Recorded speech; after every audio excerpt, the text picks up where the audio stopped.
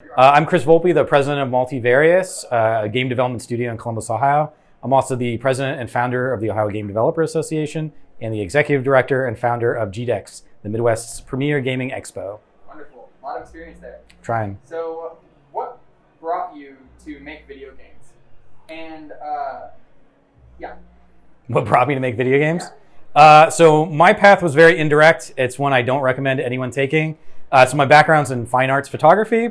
I followed that up by going to pre-med, and then I followed that by being in healthcare for many years. So I've got 2 graduate degrees in healthcare. After that, I was interested in this entrepreneur thing that everyone was talking about. I've always loved video games. I never planned it to be a career, but I just decided to sort of have this company, found it, and turn it into something. When I left healthcare, like, we didn't have any clients, we didn't have any employees. It was just me and some of the team, and we went, and that was 8 years ago now. Wow, I'm second for the next question. I'm so sorry. I can focus really quick. I just want to catch your mic real quick. That's on my end. All right, perfect. Set and good. Awesome. So most people don't see the behind-the-scenes planning that goes on when running convention events. So what are some of the common misconceptions or problems that you run into, and how do you handle them? So running large events like GDEX, it's a beast unto itself. And I always joke, we're software developers and we're not event planners, but after 8 years, we kind of are event planners. Right. But mostly, I think the challenges can be circumvented by having a good team that works well together and having a solid vision about what you want to do. So in our case, we want to set Columbus and Ohio aside as the leader in gaming and esports for the region. So we have this crystallized vision, and we just handle problems as they come. There's always technical hurdles. There's always whenever you're doing something with software and technology, there's always weird things that pop up. It's all diagnostics. Yep, but we just handle them as they come, and we have a great team and a great set of volunteers. Last year we had, I think, 105 volunteers help us out throughout the weekend. So there's a lot of people that make something like GDEX work. Of course, a lot of different individual aspects of it. Yep, absolutely. What is your prediction for the future of esports? Oh, geez. I think the future's already here. I think the writing is it's clear that esports is going to be coming in. The viewership is huge. When you look at almost every other sporting event, the viewership is on par, if not better. You're starting to see a lot of really interesting player dynamics, a lot of sponsorship opportunities, and you're beginning to see collegiate involvement, which is always big, trying to figure that out. So I think the next 3 to 5 years is going to be a foundational time for what esports will look like for the next 50. Kind of setting the bar and molding all the aspects of each individual for companies or investors or... Yeah, I mean, esports is weird because it's heavily controlled by the developer / publisher, right? So trying to figure out that relationship as well as the players and make that all kind of gel. And it's stuff that traditional sports has been doing for dozens, if not 100 years. They've been figuring it out as they go along, and they're still making changes. There was always rule changes and whatnot in traditional sports. So there's going to be some growing pains, but I think those that are getting in now, they'll get to go through those growing pains, and they'll be the ones that'll set for that opportunity. Perfect. What would you say, what kind of impact do you think creative technology and game development can have on the surrounding community? So that's the question. What kind of impact can gaming have? Here in Ohio, and I'm not sure where this is going to, but here in Ohio and in the Midwest, gaming isn't a really big industry. So we work day to day developing pieces of software, interactive experiences, games. We do a lot of stuff in healthcare, a lot of stuff in education. And most people don't even realize that. They still have that like conception of gaming being like 16-year-old kid in their parents' basement, Doritos and Mountain Dew, and it's just not the case anymore. Average age of a gamer is 38. Esports is taking over the scene. And so I think as we break that perception, we'll begin to realize, we as a state and as a region, that not only is there games development, which is programming, design, art and animation, that kind of stuff, but then you've got things like esports. So that's all the playing, marketing, broadcasting.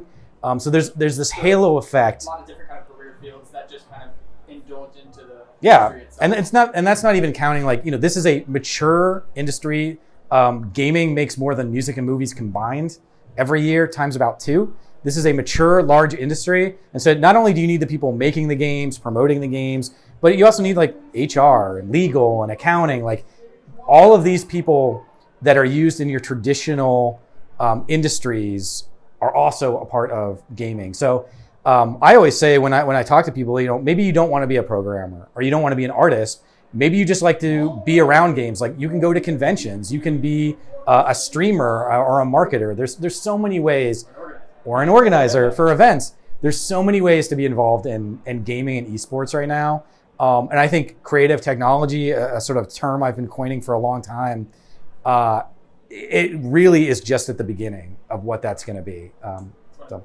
And going off the side a little bit here, just Sure. because of your background, We can go to all the sides. what would you say to medical professions getting into esports communities?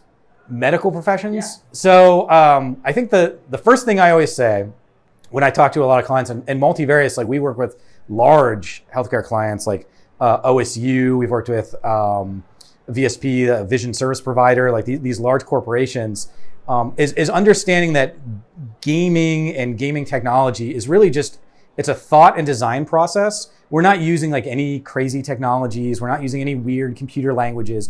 We're using transferable skills between any other industry. We just happen to look at it from a different design sensibility, and we tend to focus on cutting edge interactive design. And we really want to focus on what the user experience is. So in healthcare in particular, which is where I've spent tons of my time, the idea that a patient's going to come and follow your directions and listen to what you say, like it might happen, it might not happen. And that's just because traditional healthcare processes are really boring and they're cumbersome and like they're difficult to figure out. So diving into certain healthcare processes, diagnostics, almost like psychology, you can use esports or gaming as a tool.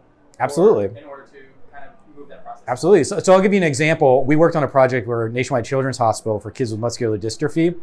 That is a degenerative disease. These children get worse and worse as they age, and eventually they unfortunately die early.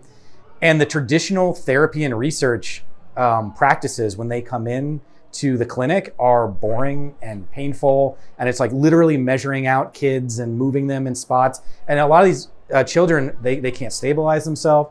We ended up creating a game which they are excited to play. But while they're playing the game, we're using, in this case, the Microsoft Kinect. So we are scanning their movements millisecond by millisecond.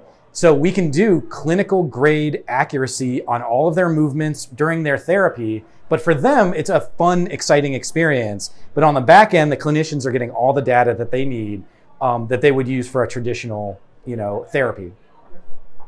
My last question for you, if you don't mind. What is your favorite thing about esports? My favorite thing? Yeah. About esports in particular, I think my favorite thing is just how new it is. I've always been a really big fan. I like to jump into the pool where nobody really knows what's going on. And esports is so new that people are trying to figure it out. There's no answers for these things, right? And that's the same for gaming overall. Gaming has been around longer than esports sort of as an idea. But we're just now starting to see academic and university programs. Like, most game designers right now, they don't have degrees in game development. Like it didn't exist, right? So that's the thing I love. We're always on the cutting edge of technology. Like it's literally month by month, sometimes week by week when a new tech is coming out or we have to make adjustments. So we're always learning, and it's just really cool to be like that on the cutting edge of tech. Wonderful. Well, thank you again. I really appreciate it. My pleasure. Guys, this is Chris, GDEX convention organizer and founder of Multivariates.